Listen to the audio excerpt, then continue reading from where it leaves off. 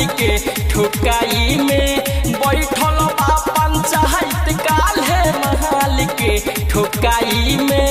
लागता बेचाई भैंसी दंड के दिदाई में लागता बेचाई भैंसी दंड के दिदाई में बैठल बा पंचायत काल्हे महाल के ठोकाई में बैठल बा पंचायत काल्हे महाल के ठोकाई में महाल के ठोकाई में बैठल बा पंचायत काल्हे महाल के ठोकाई में बैठल बा पंचायत काल्हे महाल के ठोकाई में डीजे संदीप बाबू तुरकोलिया महाल के ठोकाई हम बानी सारा माइल बाबू भाई से पिटाइल अब निकले ना मुहावा से बोली गाम गइले कवटी नाही मामाला सलटी लागताते चली हमारा पगोली हो बुझाता हमर जीवन मुश्किल हो जाई ओ हम बानी सारा माइल बाबू भाई से पिटाइल अब निकले ना मुहावा से बोली गाम गइले कवटी नाही मामाला सलटी लागताते चली हमारा पगोली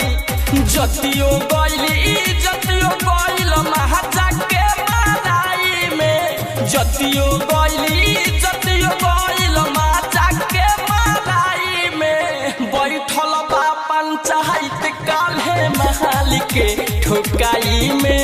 बैठल बा पंचायत रे यारवा हमाल के ठोकाई में माल के ठोकाई में बैठल बा पंचायत काल्हे महाल के ठोकाई में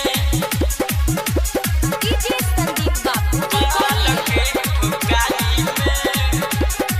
सब कहे पारा पारी सुनी माधव मुरारी का दुकर से होई मोर बिया हजी हमर बढ़ल पारा सानी सुनी रंज राजधानी होई जाई मोरा जिंदगी तबाह हजी हमरा से पहले पूरा गांव बोल के देख ले बिया सब कहे पारा पारी सुनी माधव मुरारी का दुकर से होई मोर बिया हजी हमर बढ़ल पारा सानी सुनी रंज राजधानी होई जाई मोरा जिंदगी तबाह हजी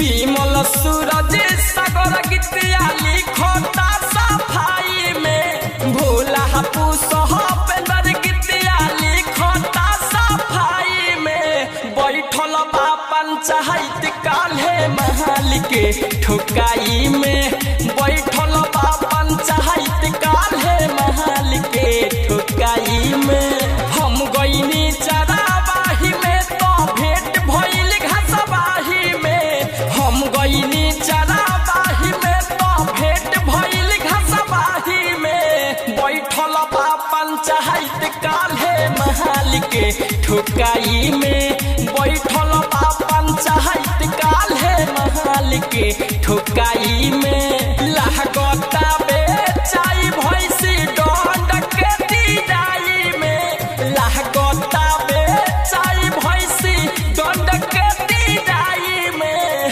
बैठल बा पंचायत काल्हे महाल के ठोकाई में बैठल बा पंचायत काल्हे महाल के ठोकाई में